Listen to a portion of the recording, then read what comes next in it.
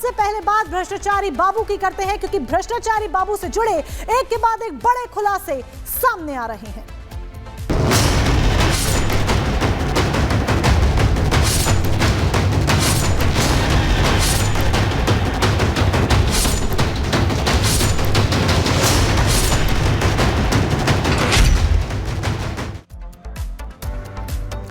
ED के action के बाद ताबड़तोड़ खुलासे होते नजर आ रहे हैं। न सिर्फ नोटों की गड्डियां, सोना बरामद हुआ है, बड़े बड़े बंडल भारी मात्रा में बरामद हुए हैं, बल्कि एक्शन इस तरह से जारी है कि लगातार एक के बाद एक खुलासे होते हुए सामने आ रहे हैं। भ्रष्टाचारी बाबू से जुड़ा अब कौन सा नया खुलासा हुआ है, इस रिपोर्ट के जरिए पहले देखिए।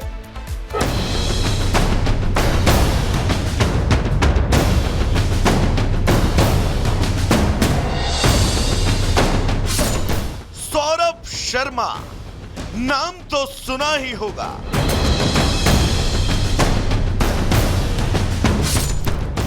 जी हां, वही काले धन का कुबेर सौरभ शर्मा। भोपाल के retired RTO constable Saurabh Sharma, ये नाम इन दिनों सुर्खियों में है। वजह, एक शख्स के ठिकाने से इतना पैसा, इतना सोना, इतनी प्रॉपर्टी कि अगर हम आपको दोबारा से उसका विस्तार बताएंगे तो आप दांतों तले उंगलियां दबा लेंगे।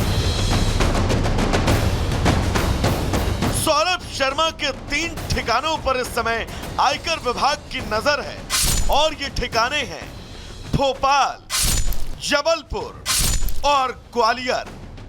इस छापेमारी के बीच ईडी की टीम सौरभ शर्मा के नए बंगले पर भी पहुंची।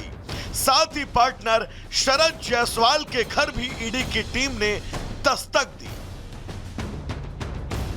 साथ ही आपको जानकारी दे दे कि सौरभ शर्मा के नए बंगले पर छापेमारी से पहले लोकल पुलिस ने एक सीसीटीवी कैमरा भी घर के ठीक सामने इंस्टॉल कर दिया, ताकि वो आसपास की सभी गतिविधियों पर नजर रख सके। सौरभ शर्मा के इसी ठिकाने पर ईडी की टीम सुबह करीब 6 बजे से थी। तमाम ये जो आप इस अंडर कंस्ट्रक्शन मकान की वार्डरोब देख रहे हैं, इन सबको खंगाला गया, सबको खोलकर देखा गया और यहाँ से बहुत कुछ तो ईडी ने नहीं बताया कि उन्हें क्या मिला, लेकिन कई घंटे की रेड हुई, तलाशी हुई। इसके अलावा भी कई ठिकानों पर इस तरह से रेड की है, चाहे वो सौरभ शर्मा का ये वाला ठिकाना हो या इसके अलावा दूसरे मकान हो। और सौरभ शर्मा चूंकि आरटीओ से बीआरएस ले चुका एक आरक्षक था, करोड़ों का आसामी बन गया। उसके पास इतना पैसा कहां से आया, किसने दिया, क्या उसने एक पूरा रैकेट चला रखा था आरटीओ से कमाई का, इन सब पहलुओं पर इन्वेस्टिगेशन अभी फिलहाल की जाना है। तो वहीं इस पूरी छानबीन के बीच केंद्रीय एजेंसियां और राज्य की पुलिस के बीच भी अलगाव की खबरें सामने आ रही हैं। सेंट्रल एजेंसी और स्टेट गवर्नमेंट की एजेंसियां एक दूसरे पर ही भरोसा नहीं कर पा रही हैं। हालात तो ये हैं कि लोकल पुलिस ने सौरभ के ठिकानों पर निगरानी के लिए सीसीटीवी कैमरे तक लगवा दिए। छापामार कार्रवाई के बाद अब प्रवर्तन निदेशालय, इनकम टैक्स, लोकायुक्त पुलिस से जब्त डायरी और दस्तावेज साझा करने का भी दबाव बना सकती है। वहीं सौरभ के राजदार चेतन से भी जल्द पूछताछ हो सकती है। और इस पूरे मामले में सबसे दिलचस्प ये कि लोकल पुलिस पर साठगांठ के भी आरोप लग रहे हैं। ऐसे में ईडी के एक्शन ने कई रसूखदारों की नींद उड़ा रखी है और जल्द ही उम्मीद है कि इस पूरे मामले में कोई बड़ा खुलासा हो।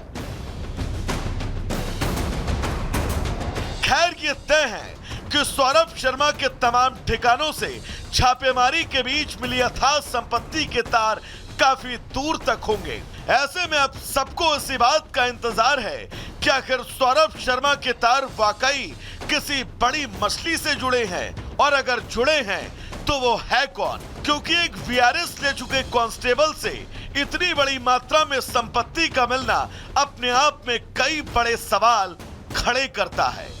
Bureau report, Republic Bharat. और हमारे सहयोगी सत्यविजय हमारे साथ सीधे जुड़ रहे हैं, उनका रुख कर लेते हैं। सत्यविजय, सवाल इसलिए है क्योंकि 7 साल की नौकरी में इतनी संपत्ति, ये तो अकूत संपत्ति लग रही है, ये संभव नहीं है। जरूर कोई ना कोई है जिसके साथ सौरभ की लिंक्स हैं और जिसकी वजह से ये इतना पैसा इस तरह से अलग अलग जगहों पर छुपा कर दबा कर रखा गया। जी हाँ, बिल्कुल सही कहा आपने। चूंकि सौरभ शर्मा ने 7 से 8 साल की सिर्फ नौकरी करी और नौकरी में भी वो सिर्फ आरक्षक के पद पे था, लेकिन सौरभ शर्मा इन 7 साल में परिवहन विभाग में काली कमाई का सौदागर बन गया था। सौरभ शर्मा के कई एसोसिएट्स थे, चेतन सिंह गौर हो, चाहे वो शरद जायसवाल हो, ये वो लोग हैं जिन सबके ठिकानों पर लोकायुक्त इनकम टैक्स के बाद अब ईडी ने एक्शन तेज कर दिया। कल एक साथ 7 ठिकानों पर ईडी ने रेड की थी और मनी लॉन्ड्रिंग के मामले में ही इन्वेस्टिगेशन ईडी कर रही है। ईडी ने जो दस्तावेज जब्त किए हैं, कई ट्रांजेक्शन मिले हैं जो कि सौरभ और चेतन के द्वारा किए गए हैं, करोड़ों के ये ट्रांजेक्शन है। इसके अलावा जो आप सवाल कर रहे हैं कि एक आरक्षक इतना बड़े नेटवर्क का मुखिया कैसे बन सकता है, तो बिल्कुल नहीं। सौरभ शर्मा सिर्फ एक चेहरा है जो कि परिवहन विभाग में इस तरह की जो काली कमाई होती थी उसको ऑपरेट करता था, लेकिन सरगना कुछ बड़े लोग हैं, कई रसूखदार लोग हैं जिनका पैसे का ट्रांजैक्शन सौरभ करता था। सौरभ बेसिकली परिवहन विभाग जो बैरियर है उससे उगाही करता था, फिर उस पैसे को कहीं और ट्रांसफर करता था। इसीलिए कई बड़े जो रसूखदार उनकी नींद उड़ी हुई है, क्योंकि जो डायरी इनकम टैक्स को मिली है, जो दस्तावेज लोकायुक्त को मिले हैं, और ईडी जिस तरह से एक के बाद एक परतें कुरेद रही है, एक के बाद एक दस्तावेज खंगाल रही है, ट्रांजैक्शन जो मिल रहे हैं, इससे साफ है कि परिवहन विभाग के कुछ बड़े अधिकारियों के साथ साथ कुछ ऐसे रसूखदार लोग जो मध्य प्रदेश सरकार में काफी अहम पद पर हैं, उनका भी इन्वॉल्वमेंट इसमें है, उनके साथ लेन देन का खुलासा हो सकता है।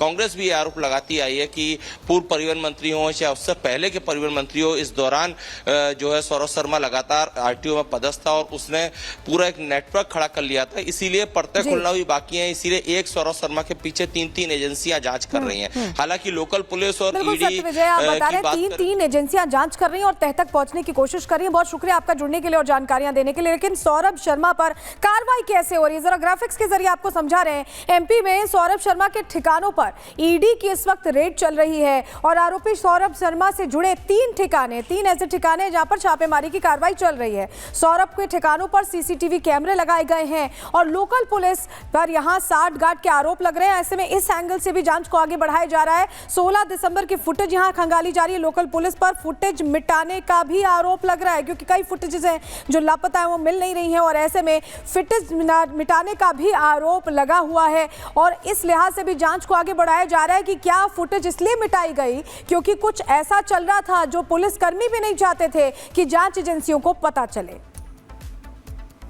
और चलिए अब आगे बढ़ते हैं, बात संभल की करते हैं क्योंकि विरासत की रक्षा के लिए संभल में सुरक्षा टाइट कर दी गई है। किस तरीके से संभल में सुरक्षा के लिहाज से तमाम कदम उठाए जा रहे हैं ताकि अराजक तत्वों पर निगरानी रखी जा सके, वो हम आपको बताएंगे।